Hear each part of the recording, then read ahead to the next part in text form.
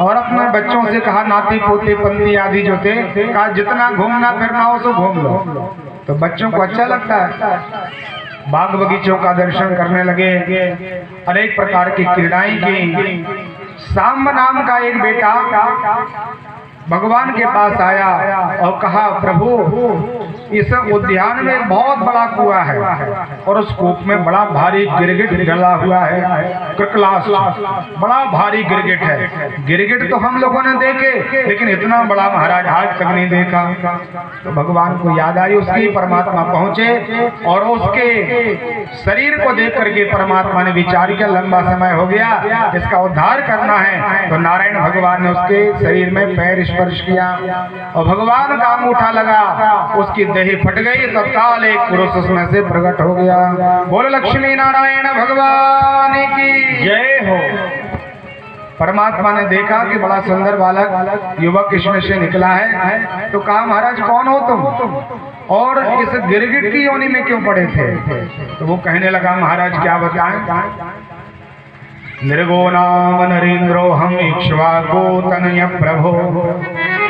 महाराज मेरा नाम नृग है, इक्ष्वाकु कुल का मैं राजा हूँ, बड़ा भारी चक्रवर्ती राजा था। और दानव वाक्याय मानेषु, यदि दानियों की आपने कहीं नाम या गणना सुनी होगी तो मेरा नाम आपके कान में अवश्य आया। भगवान ने कहा, इतना बड़ा दानी है? कहा, महाराज बहुत दान किया। परमात्मा ने कहा, क्या दान किया? बोले, महाराज गायों का दान किया है। भगवान ने कहा, एक गाय को दान करने वाला व्यक्ति कभी नरकों में नहीं जाता। गावो त्रिलोक्य मातराः, गाय त्रिलोक की जननी है। 33 कोटि देवता उसके हृदय में और शरीर में वास करते हैं, और एक गाय को दान करने से व्यक्ति वैकुंठ जाता है। तूने गायों का दान किया और तुम इस प्रकार की योनि में पड़ा है, क्या कारण है? कितनी गाय दान की? बोले, महाराज ये मत पूछो कि कितनी गाय दान की। यावत्तो सिकतार भूमो यावत्तो दिवितारका यावत्तो वर्षधारस्य तानतीन गौष्मना। महाराज इस भूमि में जितने कण डले हैं, बहुत सावधानी से कथा सुनना, ये हम सबकी कथा है। जितनी संसार में रेत डली है, बोले एक एक कण को गिना जा सकता है। आकाश में जितने तारागण हैं उनको भी गिना जा सकता है, गिनना तो असंभव है, फिर भी गिन सकते हैं। और बारिश के समय में 4 महीने में जो बारिश होती है उसकी एक एक बूंद को गिना जा सकता है। लेकिन मैंने जो गायों का दान किया है, उस गायों के दान की गणना नहीं है महाराज।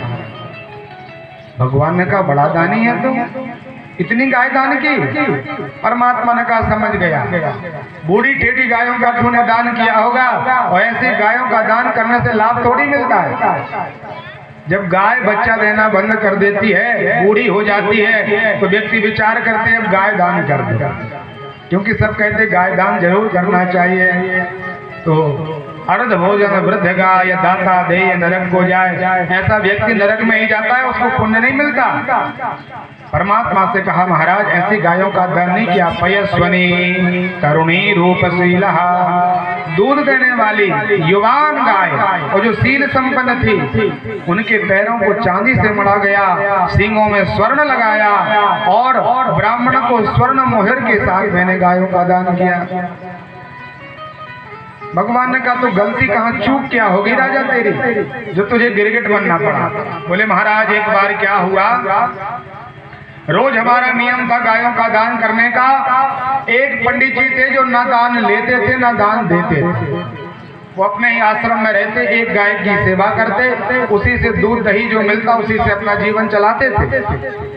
एक बार उन ब्राह्मण की गाय हमारे गाय धन में मिल गई। हमें नहीं पता था कि वो पंडित जी की गाय है, और वो गाय हमारे धन में आ गई। मैंने प्रातः काल उन ब्राह्मण की गाय और अपनी गायों के साथ अन्य ब्राह्मणों को संकल्प दे दिया, और जिस ब्राह्मण को संकल्प में गाय दी वो ब्राह्मण लेके जा रहा था, उस ब्राह्मण की दृष्टि पड़ गई। उसने कहा, महाराज गाय तो हमारी है।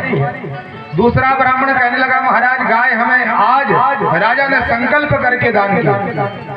दोनों ने कहा राजा के पास चला।